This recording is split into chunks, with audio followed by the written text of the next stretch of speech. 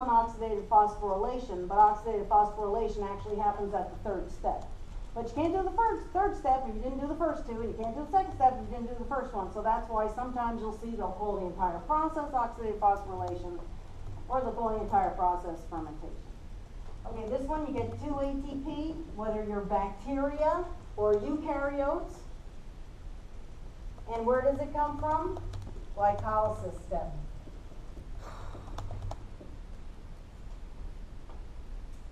What's the final electron receiver? Pyruvate.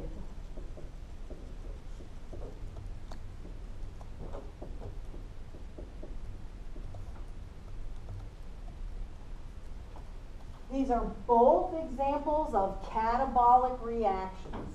They're both examples of catabolic reactions. Let's do the steps. Aerobic cellular respiration, your first step is glycolysis. You got 2 ATP from glycolysis. Your second step is Krebs cycle. You must have oxygen available. Your third step is the oxidative phosphorylation. By the way, that's chemiosmosis. That process, when electrons are going through the membrane and the hydrogens are going back and forth, that's called chemiosmosis. So if you see the word chemiosmosis, I did not spell that correctly.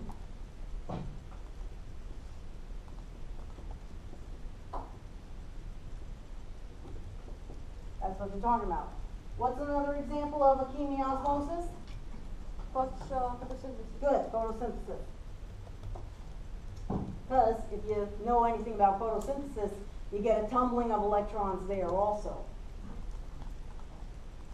You get 2 ATP from glycolysis. Why? Directly.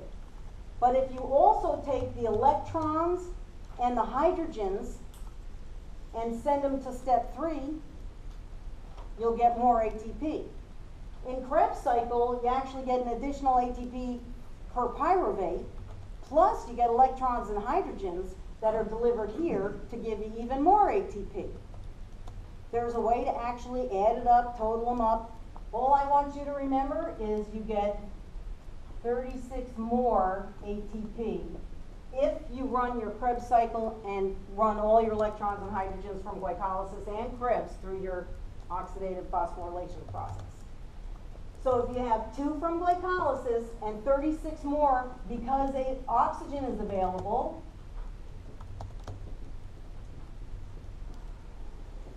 I didn't spell that right, available, your total is 38. Right? Okay, let's do anaerobic. Your first step is glycolysis. You get 2 ATP. Your second step is the reduction of pyruvate or fermentation. I'm just going to put reduction of right at the pyruvate. Also called fermentation.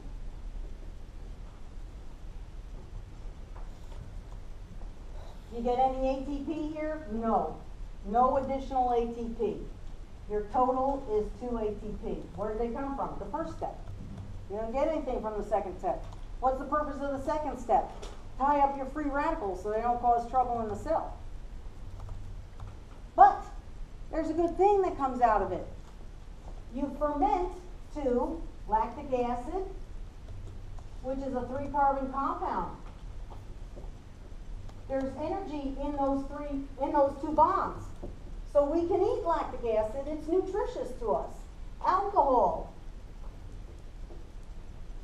Do you ever know somebody who all they ever do is drink alcohol, they never eat any food, all they ever do is drink alcohol, and yet they're still alive somehow? Because there's energy in alcohol. 2-carbon compound, there's energy in that bond. So fermentation, you don't get any additional ATP, but you do get molecules that still have some of that energy in it. And that's why we eat yogurt and drink wine. What's the name of the organism that ferments to lactic acid? Lactobacillus. Good. As a matter of review for your lab final, where might you find some lactobacillus bacteria in your yogurt? Remember we did a negative stain of yogurt?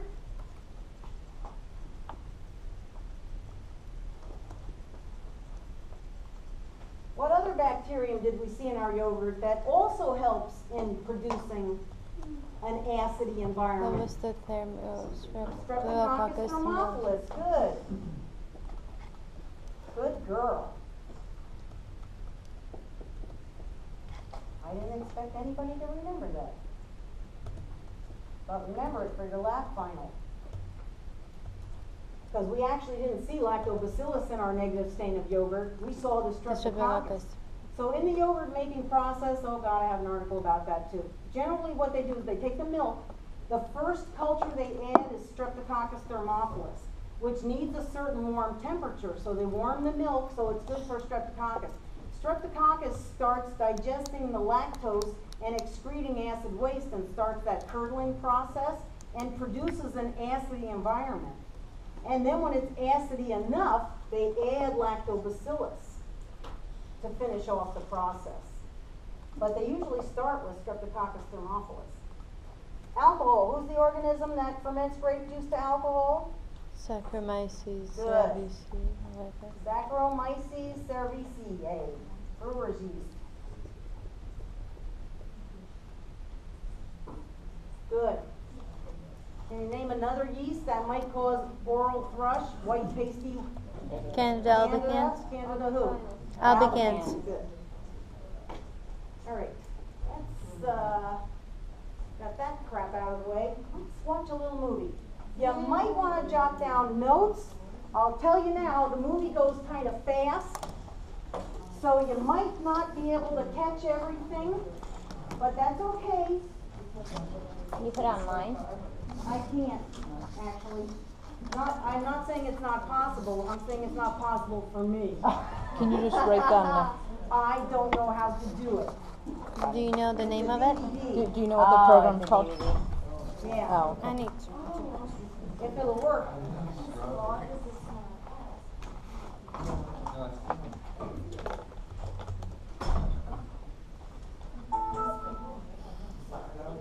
Well, I don't need to remove my thumb drive yet, do I?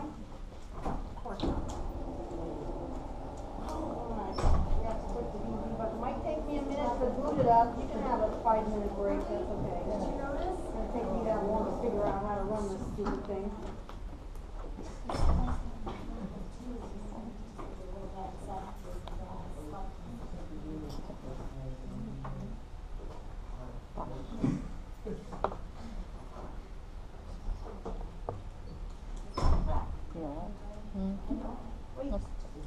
that's really worked out. I'm gonna do some more.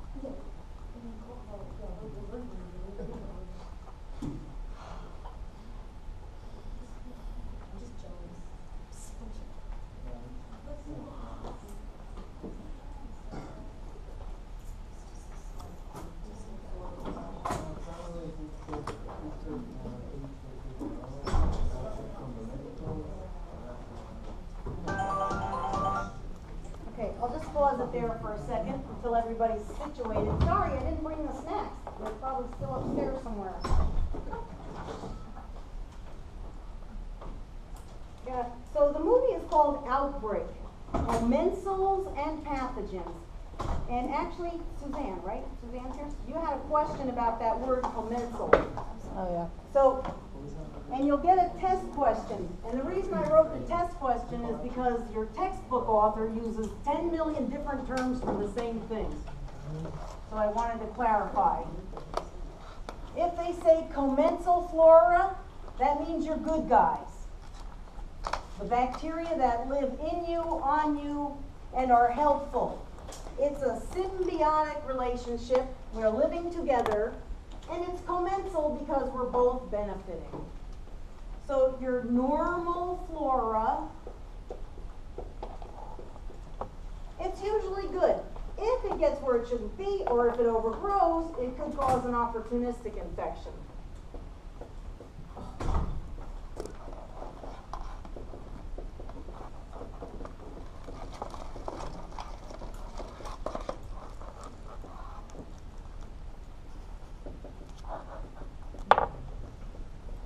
come back to that in a minute.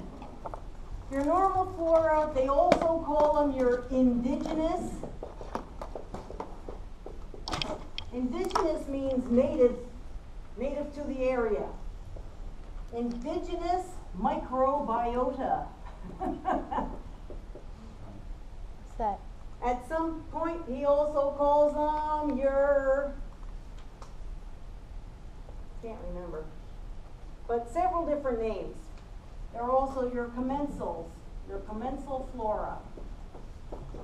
Indigenous, what normal, okay, commensal flora. Now, usually good, usually in balance, everybody's healthy, everybody's happy, good competition, keeps them in balance, immune system keeps them in balance. Occasionally you'll have an imbalance, you'll get an opportunistic infection, one of them overgrows. You can also get secondary infections. Let's say you're sick with one disease. I have a yeast infection. I have a yeast infection in my armpit, and it's irritating me, and it's cracked my skin, and my skin's kind of open. And then I get bacteria from my skin in the cracks, and they enter the bloodstream. That's a secondary infection. My first infection is the Candida. My second infection is the Staphylococcus that got in the open wounds from the Candida. Sometimes your secondary infections, I had a little scab on my arm because I scraped my arm on a twig, and I couldn't stop picking at it, and I'm picking at it, and I'm picking at it, and some dirt got in it. That can also be a secondary infection. It's not from your normal flora, it's from transient